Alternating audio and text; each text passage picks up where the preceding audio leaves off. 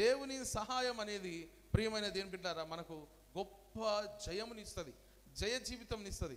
ఎందుకంటే చాలామంది జీవితాల్లో మనం అబ్జర్వ్ చేస్తూ ఉంటే, నేను బాగా గ్రాడ్యుయేట్స్ పోస్ట్ గ్రాడ్యుయేట్ చేస్తే నేను జయ జీవితాన్ని చూస్తానేమో అనుకుంటారు. నేను డాక్టర్ని అయితే, నేను ఇంజనీర్ని అయితే, లేకపోతే నాకు ఒక 5 కోట్ల రూపాయలు వస్తే, ఒక 10 కోట్ల రూపాయలు వస్తే నేను నా లైఫ్లో విక్టరీ సాధించాను అనుకుంటారు. కానీ వాస్తవం ఏంటంటే దేవుని యొక్క సహాయము ఎవరితోనైతే ఉంటుందో, దేవుని యొక్క తోడు ఎవరితోనైతే ఉంటుందో ప్రియమైన దేవుని బిడ్డలారా, వారు ఆటోమేటిక్గా విక్టరీ లైఫ్ను చూస్తారు, అనగా జయ జీవితాన్ని చూస్తారు. నమ్మిన వారు గట్టిగా కావని చెప్తారా? హల్లెలూయా.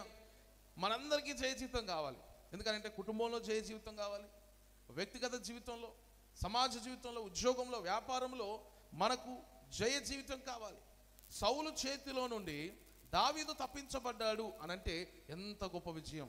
సౌలుకు అధికార బలం ఉంది, ఇంకా సైనిక బలం ఉంది, ఇంకా మేధావుల బలం ఉంది. కానీ దావీదుకు ఏ బలం ఉన్నది? దేవుని సహాయం అనేటువంటి బలం ఉంది. గడికి ఒకసారి రావని చెప్తారా? హల్లెలూయా.